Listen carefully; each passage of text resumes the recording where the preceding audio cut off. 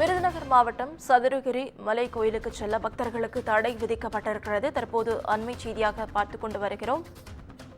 இதுகுறித்த முழு விவரங்களை வழங்க செய்தியாளர் செந்தில்குமார் நம்மோடு இணைப்பில் காத்திருக்கிறார். செந்தில்குமார், வணக்கம். விவரங்கள். அதாவது நவீனா, தமிழகத்தில் கடந்த சில நாட்களாக பல்வேறு மாவட்டங்களில் கனமழை என்பது பெய்து வருகிறது. தற்போது விருதுநகர் மாவட்டத்தை பொறுத்தவரை கடந்த 3 தினங்களாக அவ்வப்போது கனமழை மற்றும் சாரல் மழை என்பது பெய்து வருகிறது.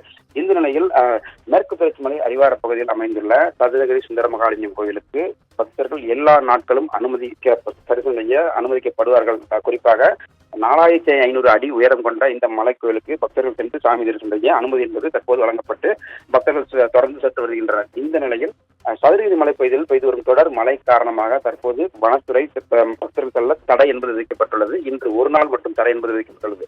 நீர்வரத்து பகுதிகளில் சங்கிலிப்பாறை, வழுக்குப்பாறை உள்ளிட்ட பகுதிகளில் நீர்வரத்து அதிகரித்ததன் காரணமாக பக்தர்கள் செல்ல முடியாத சூழ்நிலை உள்ளதாகவும் நீர்வரத்து குறைந்த பின்னர் பக்தர்கள் செல்ல அனுமதிக்கப்படுவார்கள் எனவும் வனத்துறை தரப்பில் தெரிவிக்கப்பட்டுள்ளது.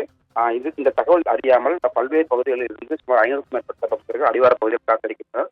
தொடர்ந்து வனத்துறை மற்றும் காவல்துறை சார்பாக பாதுகாப்பு என்பது பலப்படுத்தப்பட்டுள்ளது. நவீனா, விவரங்களுக்கு நன்றி செந்தில்குமார்.